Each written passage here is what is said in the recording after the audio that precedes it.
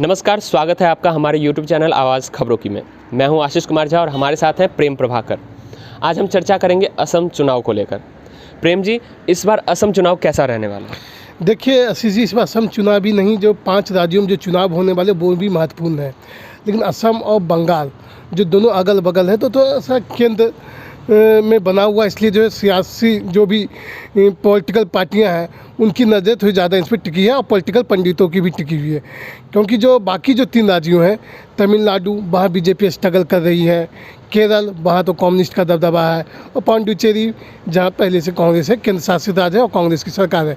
जो खेल जो होने वाला, जो लोगों जो राजनीतिक पंडित हैं, जिनकी जो निगाहें हैं वो ज़्यादातर इन दोनों राज्यों पर टिकी हुई है।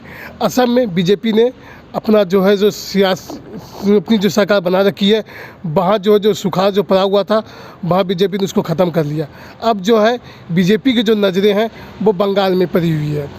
तो कांग्रेस जो है, आपने जो कहा कि असम का चुनाव में कांग्रेस को जो लग रहा है कि जो कल आपने राहुल गांधी ने जिस तरीके से कल जो वहाँ जो सभा की, तो शायद उनको लग रहा है कि शायद हम जो कांग्रेस में लंबे समय तक कांग्रेस ने असम में कांग्रेस ने लंबे समय तक राज किया है, तो उनको लग रहा है कि शायद हम यहाँ जो हमारी जो सियासी ज़मीन है उसको हम यहाँ जो छूटे ही है उसको हम पकड़ सकते हैं। लेकिन बंगाल में तो बहुत दूर तक चली गई। लेकिन असम में कल, जैसे आपने कल राहुल गांधी के भाषण का जिक्र कर दिया, उन्होंने 2 नाराएं दी। हम दो हमारे दो और बाकी मर जाओ। हम दो हमारे दो और हमारे दो। तो ये दूसरा वाला जो है, इसका क्या अभिप्राय है? किन किन लोगों को ये इन्होंने इस नारे में दबोचा है? शायद इन्होंने अमित शाह को दबोचा है, प्रधानमंत्री को अमित शाह को, और अंबानी अडानी को तो किया है, और शायद उन्होंने जो वहाँ की जो मुख्यमंत्री है उनका भी शायद इनडायरेक्टली रूप से नाम लिया है, और शायद उनके जो नहीं, डायरेक्ट उन्होंने जब ये नारा दे रहे थे उन्होंने, तब वो साफ तौर पे कहा था कि हम दो हमारे दो और हमारे दो, जो राज्य में सरकार सत्ता में। तो राज्य में जो है वो कौन है?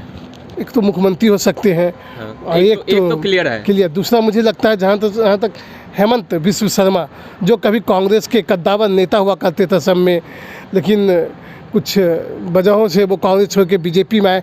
और लोग कहते भी हैं वहाँ के लोग, हेमंत बिस्वा शर्मा की इतनी पकड़ है वहाँ पे कि शायद उनकी ही वजह से शायद बीजेपी जो है वहाँ जो सत्ता में पहुँच पाई है। तो शायद वो चीज़ें हैं जो लगता मुझे मेरे ख्याल से हाँ, सत्ता में पहुँचाने में हेमंत बिस्वा शर्मा का बहुत बड़ा हाथ रहा है। लेकिन अभी जैसे सीए पर भी राहुल गांधी ने कहा कि चाहे कुछ भी हो जाए सीए नहीं लागू होगा। तो सीए इस बार असम में कितना बड़ा चुनावी मुद्दा बनने वाला है और इससे राजनीतिक पार्टियों को कितना फ़ायदा होगा? देखिए, सीए को मुद्दों को लेके जो है पिछली बार जब चुनाव हो रहा था बीजेपी ने खूब ढोल नगाड़े बजाए, लेकिन जब वो शुरू किया उन्होंने काम उस पर, तो बहुत सारे झेल झमेले आ गए, ऐसे झेल झमेले आ गए जिनमें उनको लगने लगा कोरोना भी आ गया। वो तो कोरोना तक बहाना है।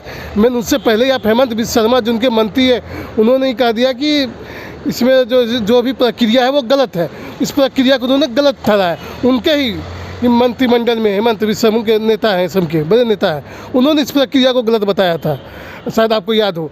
तो ये जो मुद्दा है ना, उसको कांग्रेस ने पकड़ लिया है।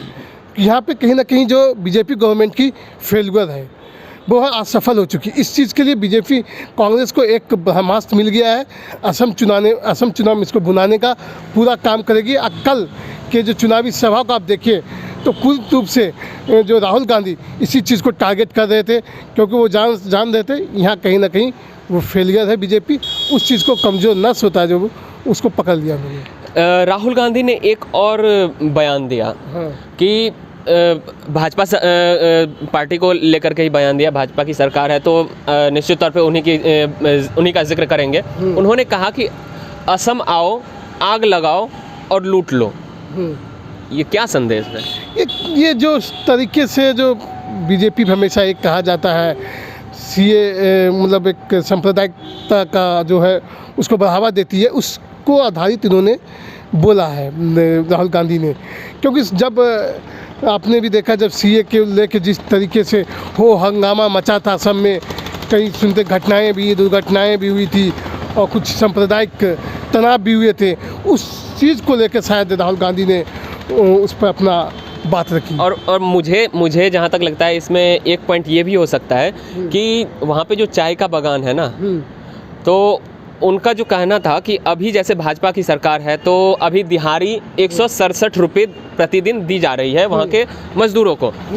तो उनका कहना साफ तौर पे ये है कि यहाँ से आप चाय पत्ती ले जाते हैं गुजरात, 167 रुपया ही देते हैं। उस 167 रुपये में क्या आता है नहीं आता है ये भगवान जानते हैं।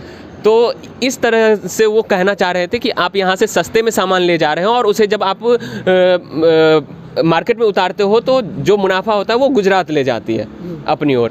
देखिए, राहुल गांधी ने बात तो पूर्ण रूप से मतलब कटाच किया। और आप भी जानते हैं कि असम में जो है चाय का जो कहा जाता है बखान है, वहाँ पे चाय की पत्तियों का बहुत बड़ा मतलब खेती है वहाँ पे। और वो एक अहम मतलब मुद्दा रहा है चुनाव में। हर राज्य का कहीं ना कहीं एक चीज़ स्पेशल होती है, मुद्दा महत्वपूर्ण होता है। तो इस तरीके से असम में भी जो चाय को लेकर हमेशा चर्चा का जो खेती होती है उसको लेकर मुद्दा हमेशा अहम रहा। उस चीज़ को टारगेट करते हुए राहुल गांधी जी ने बोला। लेकिन मैं राहुल गांधी जी से जब पूछूंगा कि जब आपकी गवर्नमेंट थी लंबे समय तक रही है, उन्होंने कितना मतलब रेट फिक्स किया था वो भी बता देते हैं। लेकिन उन्होंने तो इस बार कहा है ना, उन्होंने अपने ये असम बचाओ अभियान शुरू किया है और पहला ही भाषण है और वो उन्होंने वादा किया है कि जब कांग्रेस की सरकार असम में आती है तो अभी जो 167 रुपये दिहाड़ी है उसे हम 200 और ऐड करके 367 रुपये प्रति दिन कर देंगे। लेकिन ये तो कुछ मतलब ये तो मतलब बात ही नहीं है। आप लंबे से आपने पहले क्यों नहीं किया 300 रुपये प्लस? आप भी तो थे 5 साल पहले, तो आपकी ही सरकार थी। नहीं तो 5 साल पहले थी ना। हाँ। तो इस 5 साल में बीजेपी को तो बढ़ाना चाहिए था। हाँ, बीजेपी ने जो वादा किया था मोदी जी को, जो उन्होंने कहा था, मुझे आज भी कहते थे कि मैं तो चाय बेचता था, आपके यहाँ से चाय आता था तभी मैं चाय बेचता था। तो उन्होंने तो असम और अपना कनेक्शन तो बहुत अच्छा जोड़ा था। उनके दुख दर्द पे उन्होंने बयान दिए थे। तो वो जो कनेक्शन जोड़ने वाले जो देश के हमारे प्रधानमंत्री जी हैं, तो वो शायद उस चीज़ को शायद जो उन्होंने उनके जो हक की जो बात की थी जो पिछले चुनाव में कि हम आपकी जो आय है वो उसको दोगुनी कर देंगे, तो शायद वहाँ पे भी कहीं ना कहीं बीजेपी गवर्नमेंट फेल हो गई है। उस चीज़ को जो है पकड़ते हुए राहुल गांधी जो है हमला कर रहे हैं भाजपा सरकार पर। लेकिन इस चीज़ में मुझे लगता है कहीं ना कहीं कांग्रेस भी फंसती हुई दिख रही है। अगर बीजेपी ने नहीं किया तो वो फंस चुकी, लेकिन कांग्रेस भी फंस चुकी। सवाल तो कांग्रेस से भी पूछे जाएंगे कि आप भी लंबे समय तक रहे, आपने तब डबल क्यों नहीं किया? आप जब विपक्ष में बैठे तब आपको कोई याद आ रहा है डबल करना चाहिए। लेकिन विपक्ष से कितनी बार आप सवाल पूछोगे? सत्ता में तो आप हो ना। तो अभी जैसे 167 रुपया है, ये तो कांग्रेस की देन है ना। हाँ, आपने उसमें क्या किया, ये बड़ी बात होगी ना। जो भाजपा ने इसमें क्या किया, ये तो क्वेश्चन बनेगी ना। हाँ, ये क्वेश्चन है जो शायद भाजपा और बहुत बड़ा क्वेश्चन है, क्योंकि 167 रुपया, अब मुश्किल से 8 घंटे मजदूर अगर काम करते हैं तो 400 के 500 करीब उनका दिहाड़ी होता है। तो चाय में जो चाय के बागान में जो काम करते हैं उनका क्यों नहीं होना चाहिए? हाँ, बिल्कुल होना चाहिए। लेकिन ये तो भाजपा वालों की ये कहीं ना कहीं असफलता है और शायद इसका जवाब अब कुछ दिन में हमें देखने को मिलेगा। क्योंकि जब अमित शाह या मोदी जी वहाँ जब जाएंगे, क्योंकि अब राहुल गांधी ने बुगुल तो फूंक दिया है, और बीजेपी वाले तो शांत बैठने वाले नहीं। हाँ, अलग बात है कि बीजेपी का भी थोड़ा सा ध्यान ममता दीदी पे ज़्यादा है। लेकिन आने वाले का सप्ताह 1 महीने के अंदर हम देखेंगे, शायद इनकी बातों का जवाब शायद दिल्ली से मिलेगा। लेकिन तभी क्लियर होगा कि क्यों बीजेपी ने इस चीज़ को नहीं बढ़ाया। ये तो तभी क्लियर होगा जब बीजेपी के बड़े नेता वहाँ जाके अपनी बात रखेंगे। असम में एक और चीज़ है, एक और मुद्दा बन सकता है, बाढ़ बनेगी मुद्दा। देखिए, बाढ़ की समस्या तो हमेशा बनती है। हम बिहार में भी बाढ़ आता है, हर बार चुनाव होते हैं, कोसी में जब प्रचार करने जब जाते हैं तब तो बाढ़ का याद आता है, फिर सत्ता आती तो फिर बाढ़ भूल जाते हैं, आपको भी पता है। ये तो मुद्दे जो बनते रहेंगे, बट काम कोई नहीं करेगा। क्योंकि आपको ही पता है कि जब जैसे बिहार कोसी की वजह से वहाँ जो समस्याएं आती तो वहाँ पे असम की जो सबसे बड़ी समस्या है ब्रह्मपुत्र नदी है।